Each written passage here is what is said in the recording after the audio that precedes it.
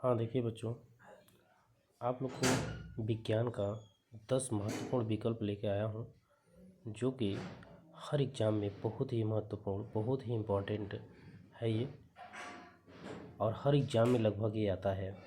ठीक है, high school board के पेपर में भी आता है और हर एग्ज़ाम में लगभग ये पूछा जाता है। तो चलिए देखते हैं क्या है ये। समतल दर्पण की फोकस दूरी होती है। देखिए बच्चों, समतल दर्पण की फोकस दूरी पूछ रहा है, तो समतल की दर्पण की फोकस दूरी जो होती है हम लोग का क्या होती है, अनंत होती है। तो इसमें से विकल्प नंबर हम लोग का बी जाता है। तो समतल दर्पण की फोकस दूरी अनंत होती है।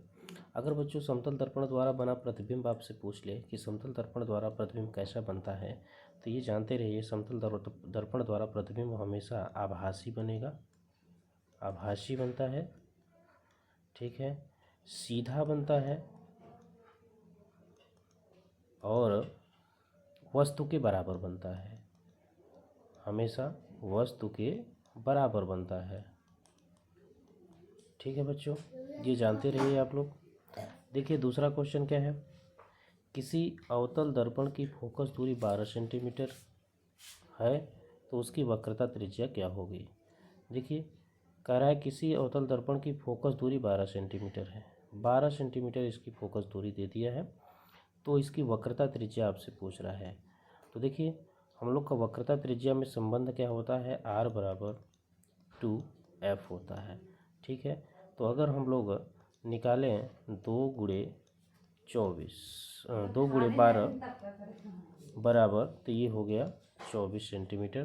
तो इसका उत्तर जो है आपका पहला हो जाएगा। ठीक है, अगला देखिए, एक अवतल दर्पण के फोकस पर रखी वस्तु का प्रतिबिंब बनता है। एक अवतल दर्पण की फोकस पर रखी वस्तु का प्रतिबिंब बनता है। अगर अवतल दर्पण की फोकस पर वस्तु रखी है तो उसका प्रतिबिंब हमेशा और हमेशा कहाँ बनेगा, अनंत पर बनता है। ठीक है, कहाँ बनेगा, अनंत पे। तो इसका विकल्प आपका सी जाता है। ठीक है, आगे देखिए नंबर तीसरा क्या है क्वेश्चन, चौथा।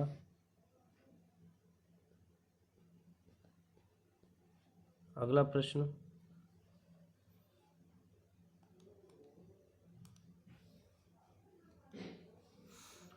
उत्तल दर्पण से प्रतिबिंब सदैव बनता है। कह रहा है उत्तल दर्पण से प्रतिबिंब सदैव बनता है। उत्तल दर्पण द्वारा जो प्रतिबिंब होता है वो सदैव बनता है, कहाँ पे, ध्रुव तथा फोकस के बीच बनता है। ध्रुव तथा फोकस के बीच में बनता है।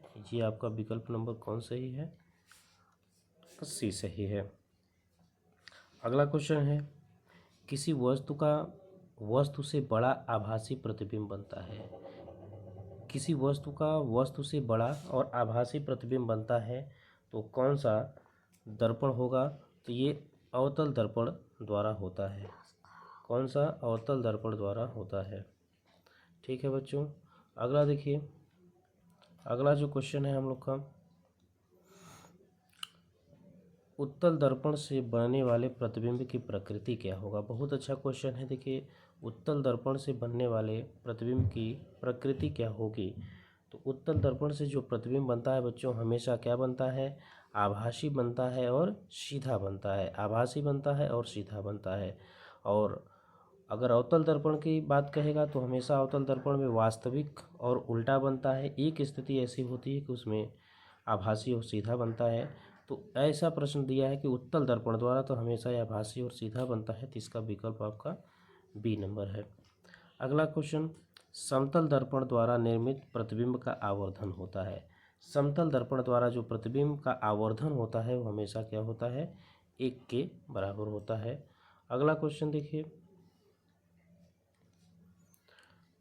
अगला क्वेश्चन है, किस दर्पण के सामने वस्तु को रखने पर उसका प्रतिबिंब वास्तविक, उल्टा व छोटा बनता है।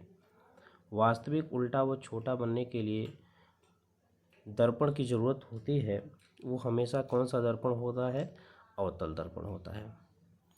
कौन सा होता है, अवतल दर्पण। तो इसका विकल्प नंबर बी सही है।